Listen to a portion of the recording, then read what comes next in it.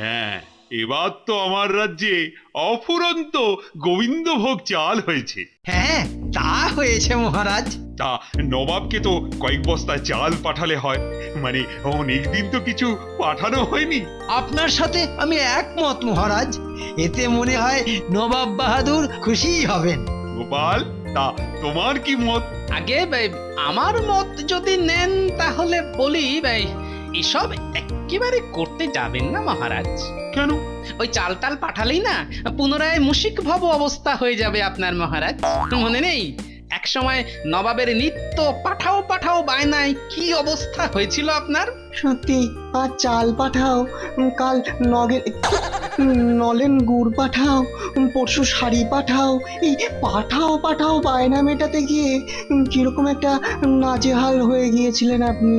আর শেষে আমি আমার বউকে নিয়ে মুর্শিদাবাদ গিয়ে খুনটুনের অভিনয় করে সে যাত্রা কোনো ক্রমে নবাবকে নিরস্ত করে আপনাকে বাঁচাতে পেরেছিলাম মহারাজ।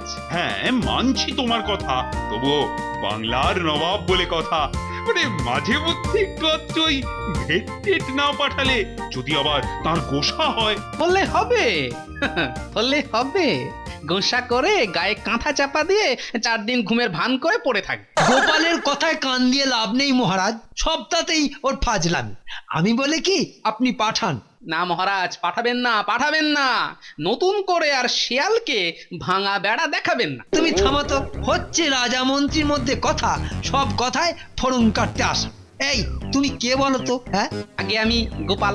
গোপাল, তুমি আসলে একটা ভাঁড়। তোমার কাজ হচ্ছে ভাঁড়ামি করা, আর আমার কাজ হচ্ছে মহারাজকে মন্ত্রণা দেওয়া, সুপরামর্শ দেওয়া। তাই মহারাজ আমার পরামর্শ মতোই চলবে। ঠিক আছে, চলুন তাহলে। ঠিক আছে মহারাজ, আমি তাহলে চলি। আপনি না হয় মন্ত্রী মশাইয়ের কথা মতোই চলুন। তবে তবে বিপদের সময় আবার আমাকে ডাকবেন না যেন। আহা, চটে যাচ্ছ কেন গোপাল? মন্ত্রী কথা ছাড়ো তো। তুমি তো শুধু আমার ভাঁড় নও, তুমি আমার পরম বন্ধু, শহীদ পরামর্শদাতা। তাহলে আগ বাড়িয়ে নবাবকে চাল পাঠাচ্ছেন না তো? না না, ওসব চাল চালাচালির মধ্যে আমি আর নেই। আরে বাবা, নিয়মিত রাজস্বটা তো দিই। গোপালের কথায় কাজটা কিন্তু ভালো করছেন না মহারাজ। তুমি থামো তো মন্ত্রী, অযথা নবাবকে তৈলমর্তন করা তোমার একটা অভ্যেস হয়ে গেছে দেখছি। মনে হচ্ছে মন্ত্রী মশাই আজকাল বোধহয় তেলের দোকান খুলেছেন।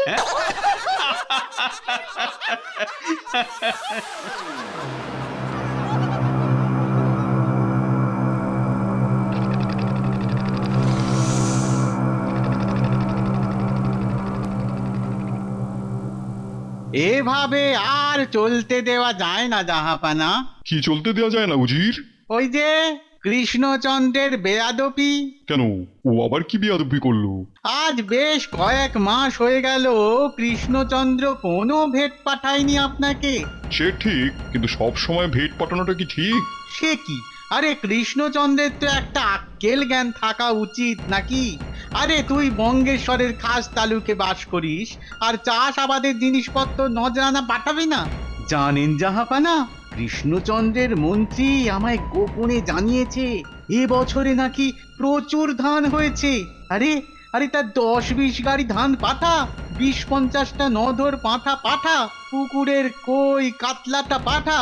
তা না, ইদানিং সে সব পাট তুলে দিয়ে বসে আছে। মানে আসলে কৃষ্ণচন্দ্রকে একটু বেশি স্নেহ করি তো, বোধহয় সেই সুযোগটাই ও নিচ্ছে। দেখো দেখো কৃষ্ণচন্দ্র, এবারে তোমার কি অবস্থা করি। তাহলে কি করা যায়? হ্যাঁ হ্যাঁ, হেনস্থা করতে হবে, হেনস্থা। এই পুজোর আগেই সর্বসমক্ষে নাস্তা নাবুদ করে ছেড়ে দিতে হবে। কিভাবে হেনস্থা করবে? সেটা না হয় আমার ওপরেই ছেড়ে দিন হুজুর। দেখুন না কি করি।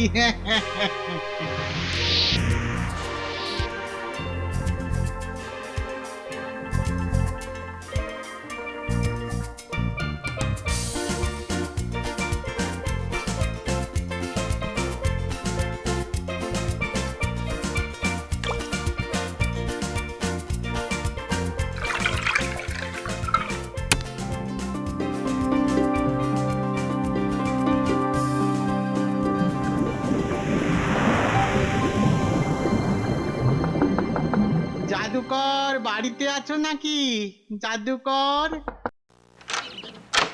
আহা, কি নসিব আমার! উজির সাহেব দিনের দরজায়, আহ্লাদে যে পরাণ পাখি কলিজার মাঝে ডানা ছাপটায় ফটফট। আমাকে দেখে তোমার আহ্লাদ হচ্ছে? হবে না, আপনি হুজুর, আমি মজুর। আপনি যে মালিক, আপনার কাছে আমি যে তুচ্ছ এক শালি। বাহ বাহ বাহ, ভারী সুন্দর করে কথা বলতে জানো দেখছি। হ্যাঁ, জানি জানি, সব জানি, কথা জানি, জাদু জানি, জাদুর দ্বারা সকলকে বোবা বানিয়ে দিতে জানি। মেহেরবানি করে এসেছেন যখন, বসুন একটুখানি। আপনার জন্য নিয়ে আসছি মিঠাই আর পানি। ওসব পরে হবে, তার আগে কাজের কথাটা সেরে নি। কাজ? তাহলে পরে আসি জাদুকরের সাজ। শোনো শোনো শোনো, তার আগে বলো তো দেখি কি কি জাদু তুমি জানো? পাতার ডগায় ফুল ফোটাতে জানি, না না না না, এটা চলবে না। কালোকে সাদা, সাদাকে কালো করতে জানি। না, এটাও চলবে না। তাহলে খুশি মতন আদেশ করুন, দেখি কিসে হুজুরের মন গলবে। মানুষকে ভেড়া বানাতে পারো? ভেড়া? ভেড়া? হ্যাঁ হ্যাঁ, ভেড়া ভেড়া মানে মেষ। পারি, তবে যাকে বানাবো মেষ, সে বেচারা তো হয়ে যাবে একেবারে শেষ। সেটাই তো চাই আমি। অবশ্য এর জন্য তুমি ইনাম পাবে। ইনাম? কত পাবো হুজুর? কত চাও? মানুষকে মেষ বানানো সে তো বহুত ঝকমারি, এর জন্য কমসে কম 1000 মোহর খুব জরুরি। ঠিক আছে, 1000 মোহরই তুমি পাবে। হুজুর, কাকে মেষ বানাতে হবে, কবে? সেটা সময় এলেই জানতে পারবে। কি হলো বলতো? মন্ত্রী মশাই এরকম পাগলের মতো দৌড়চ্ছেন কেন? কে জানে কি হয়েছে, তবে এসব ওই রাজা মন্ত্রীর ব্যাপার। ওই যে কথায় আছে না, রাজা মন্ত্রীর খেয়াল আর ভাঙা বাড়ির দেওয়াল। কখন যে কোন দিকে হেলবে কে তা বলবে? হ্যাঁ,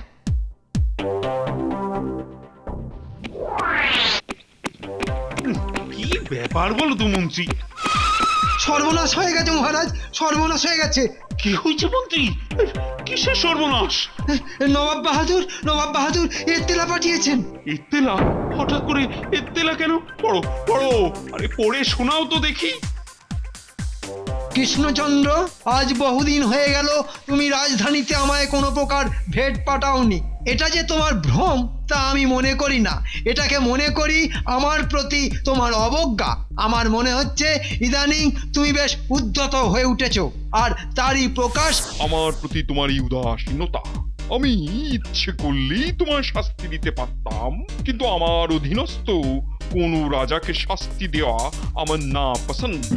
তাই তোমাকে সর্বসম্মুখে নাস্তানুবুদ করার জন্য তোমার রাজ্যে আগামীকাল আমি এক বিশ্বশ্রেষ্ঠ জাদুকরকে প্রেরণ করছি। সঙ্গে আমার উজিরও যাবে। যদি তোমার রাজ্যের কোনো জাদুকর জাদু খেলায় আমার জাদুকরকে পরাস্ত করতে পারে, তবেই তুমি নিস্তার পাবে। আর তা না হলে আমার পাঠানো জাদুকর সর্বসমক্ষে তোমায় ভেড়া বানিয়ে ছেড়ে দেবে। পুরো 1 মাস ভেড়া হয়ে ঘাস খেয়ে বেড়াতে হবে তোমার।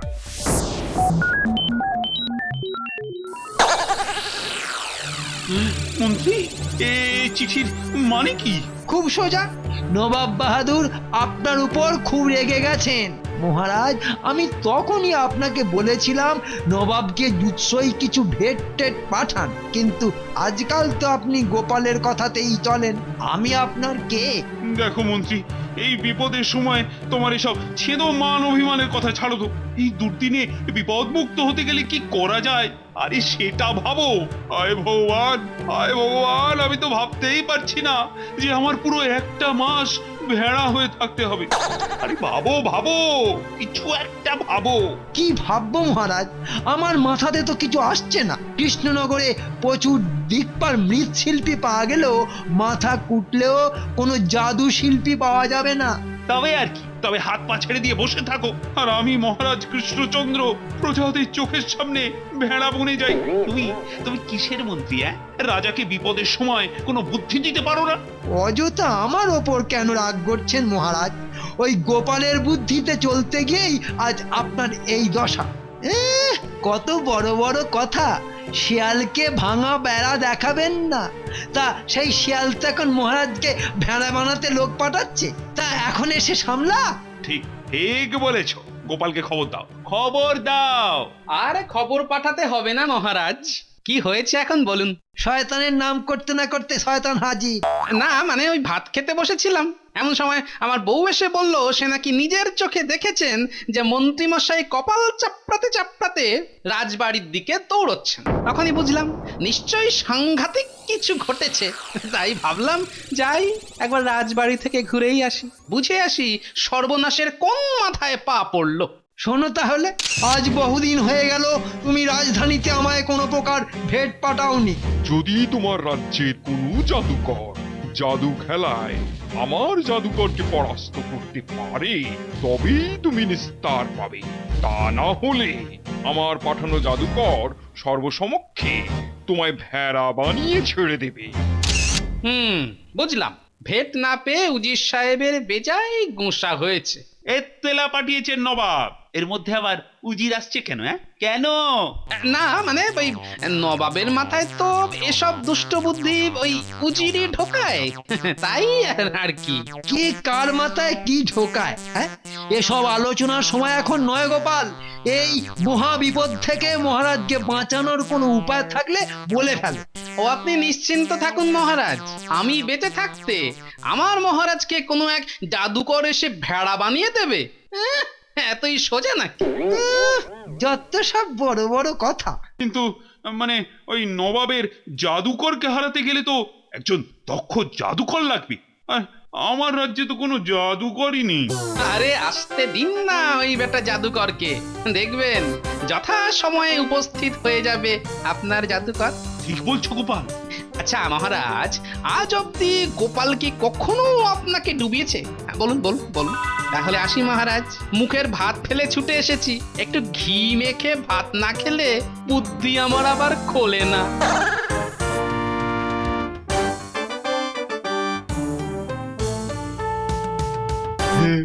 আমি হলাম জাদুকর হিত্রিশ বিত্রিশ, নানান জাদু জানি আমি। জাদু মন্ত্রে আমি বাক্যে বেড়াল, পাখিকে পোকা, মানুষকে ভেড়া বানিয়ে দিতে পারি। এই দেখুন না, দেখুন এক গোছা লাল ফুল। হ্যাঁ, আমার জাদু মন্ত্রে এক্ষুনি হয়ে যাবে থুতুর বুড়ির সাদা চুল।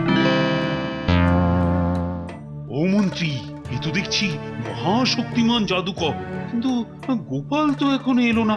আরে তার তো জাদুকর নিয়ে আসার কথা ছিল। আর সে এসেছে, দেখুন গিয়ে, সে হয়তো দেশ ছেড়ে পালিয়েছে। এমন অলক্ষণে কথা বলো না তো মন্ত্রী। সে সে জাদুকর না নিয়ে এলে যে আমার ভরাটুমি হবে। পুরো পুরো একটা মাস ভেড়া হয়ে থাকলে আরে আরে পুজোয় মজা করব কি করে? কি মহারাজ কৃষ্ণচন্দ্র, কোথায় তোমার জাদুকর? সে কি হয়েছে পগার পার? না না, সে কি কথা, এক্ষুনি সে এসে পড়বে। অনেকক্ষণ ধরে অপেক্ষা করছি, আর কিন্তু বেশিক্ষণ সময় পাবেন না আপনি।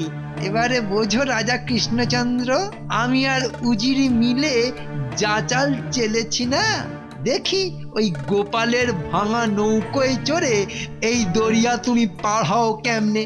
মহারাজ কৃষ্ণচন্দ্র অনেক সময় পেয়েছেন, আর নয়, এবার তো আপনাকে ভেড়া হতে হবে। তা জাদুকর হুজুর, কৃষ্ণচন্দ্র ভেড়া হলে কেমন দেখতে লাগবে বলো দেখি?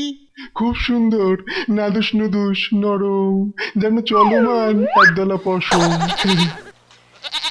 তা মালিক, কোথায় পালালো মহারাজের ঐন্দ্রজালিক? আমি হাজির।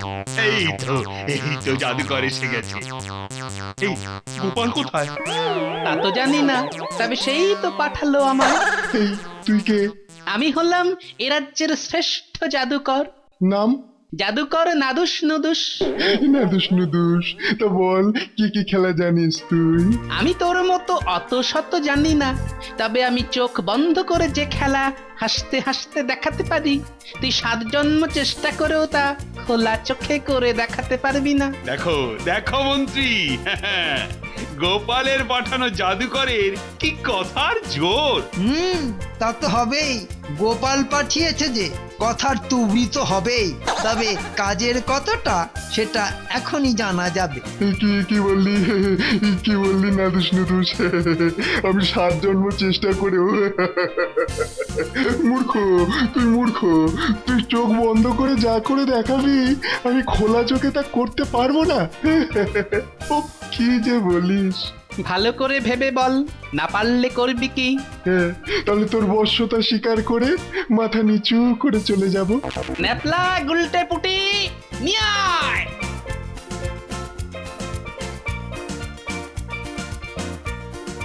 আরে আরে এরা তো তাহলে কি জাদুকর নাদুস নুদুস আসলে?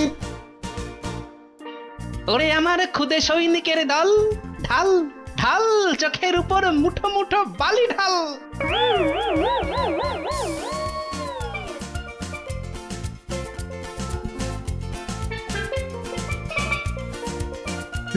ওরে বাবা রে, এসে দেখি সর্বনেশে ব্যাপার, উইদাউট এনি ব্যাপার। এটা করব কি করে?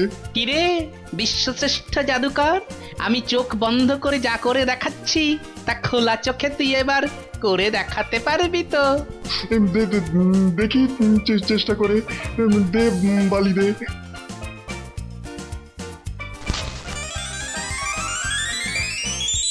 ওরে বাবা রে, ওরে বাবা রে! কিরে হলো কি, পারলি না তো? না ভাই, খোলা চোখে বালি দিলে চোখের মনি যে গলে যাবে। তাহলে তোর বুদ্ধির কাছে আমি হেরে গেলাম রে নাদুস নুদুস। বেটা অকম্মা ঢেকি কোথাকার, 1000 মোহর নিয়ে এখন হেরে গিয়ে চলে যাবে বাড়ি?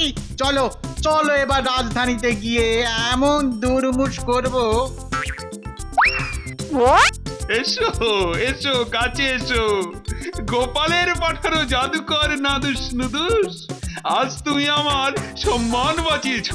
বলো বলো, কি পুরস্কার, কি চাও তুমি? আগে মহারাজ, ওই পুরস্কার তিরস্কার সকলে তো কণ্ঠের হার। আমি শুধু চাই মহারাজের ভালোবাসা। আরে এ তো গোপাল।